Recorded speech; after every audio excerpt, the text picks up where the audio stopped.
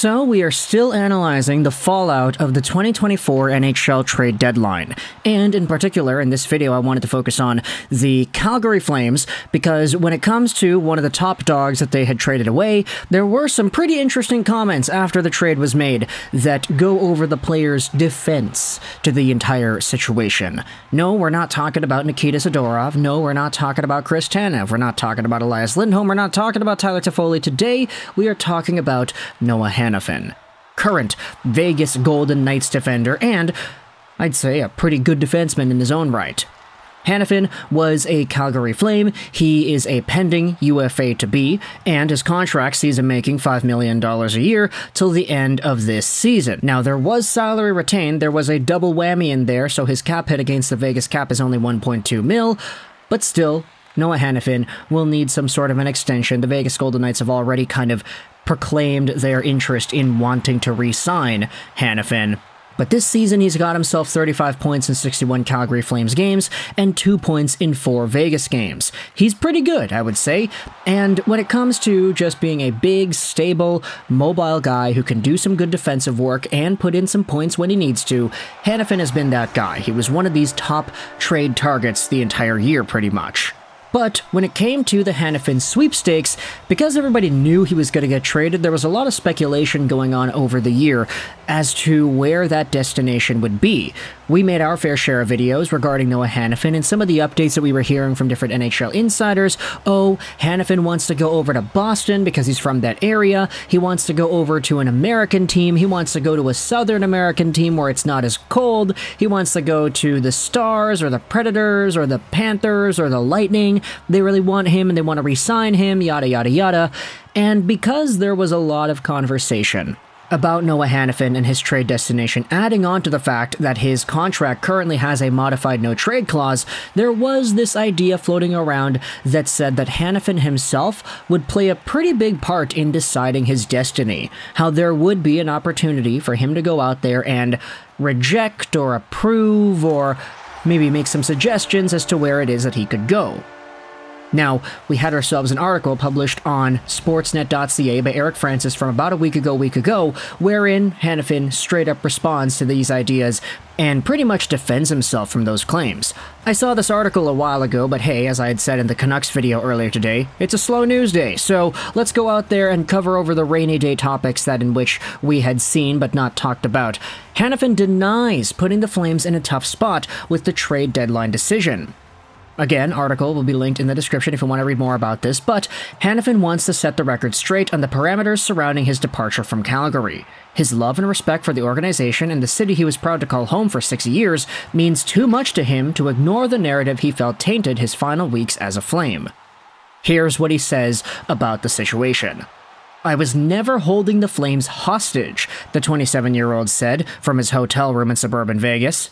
"That was one of the more difficult things to hear towards the end because I personally felt like I was never doing that. Talking to Craig Conroy, I don't think either side felt that I was holding them hostage." Both sides will tell you the process of finding the best trade partner for the pending free agent was a complicated one, as the return for the most sought-after defenseman at the deadline hinged on whether he was a rental. "I only had an 8-team no-trade clause, so I was never going to be able to say no," said Hanifin, who reportedly had a new contract in place with Tampa Bay had the Flames been able to broker a deal there. "I felt I should give Calgary a list of teams that I would sign with, and then it got out there that I was holding the team hostage and that I would only sign with one team. I wasn't ever going to sign an extension with just anywhere in the league. I don't think any player would have done that." Now, this, before we go over into the next part, this is kind of more or less what we were thinking about earlier on in the season, that hey, because there may only be some sort of an extension that Hanifin would want to sign with a limited number of teams, that in a way limits the Calgary Flames and their trade options, and if that list ever gets leaked out, or even if the possibility is leaked out there that Hanifin would only sign with a select few number of teams, that takes away a lot of the Calgary Flames' bargaining power, which is why this entire narrative heading into the trade deadline was building itself up that, hey, Hanifin is putting the Flames in a tough spot, he's holding them hostage, quote-unquote. But I do find it intriguing that this article was published a little bit after where he straight up says, yeah, no, I didn't do that. I didn't hold the team hostage. I gave them an opportunity to find me the best fit, which, to be fair, that's kind of partly the GM's job. You have to maximize whatever return it is that you get in your trades, but it's also preferable if you're able to find a win-win situation for everybody. Send the player over to a team that he'd actually want to go sign with. It's just, with all the other situations surrounding the trade deadline in the past, we had seen Florida twice now, 2 years in a row. Claude Giroux only wanted to go to Florida. This year, Tarasenko only wanted to go to Florida.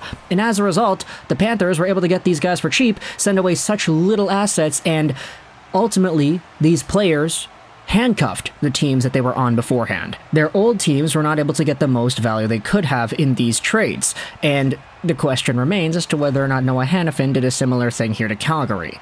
Let's go back over onto the article. They ask him, in response to the idea that he wouldn't sign anywhere, where would you have signed?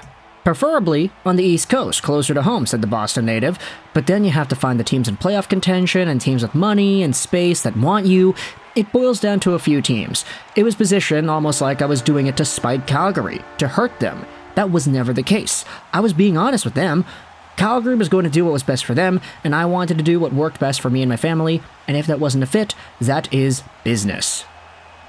Now, I will say, Vegas is not the East Coast, I think everybody knows that, but if you talk about the teams that are willing to make the money work, and the teams that are in contention status right now, Vegas is kind of in there. I mean, losing out on Mark Stone definitely hurts, but hey, if that guy comes back in Game 1 of the Stanley Cup Playoffs, I wouldn't be too surprised, nor would I think anybody else would be. For Hanifin, though, it's kind of refreshing seeing the open honesty here, saying, yeah, I was kind of ready to get traded, I wanted to make all my preparations known, and I was thinking about certain teams, yada yada yada. There then is a bigger conversation towards the end here about the actual trade. His decision to not re-sign in Calgary revolved around his desire for him and his fiancée to eventually raise a family closer to home. It was a difficult decision because I love the organization and the city, but when I looked at the next 8 years, I just thought the next chapter should be closer to home.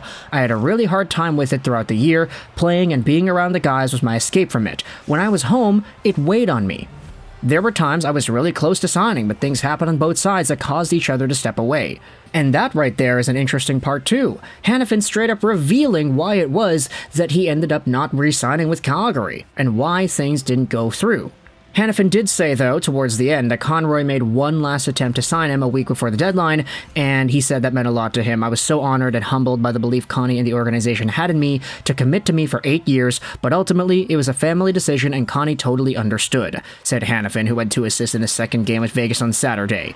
Connie has been such an important person in my career, even before he was the GM. Now, there's a lot more in this article. It's a pretty deep piece. Eric Francis does a really good job in kind of putting everything together, so I'll leave a link in the description if you want to go ahead and read this yourself. But I do kind of want to change the narrative of this video, actually. Thinking about it now, it's more so like, hey, Noah Hanifin straight up revealed why he wanted to leave Calgary.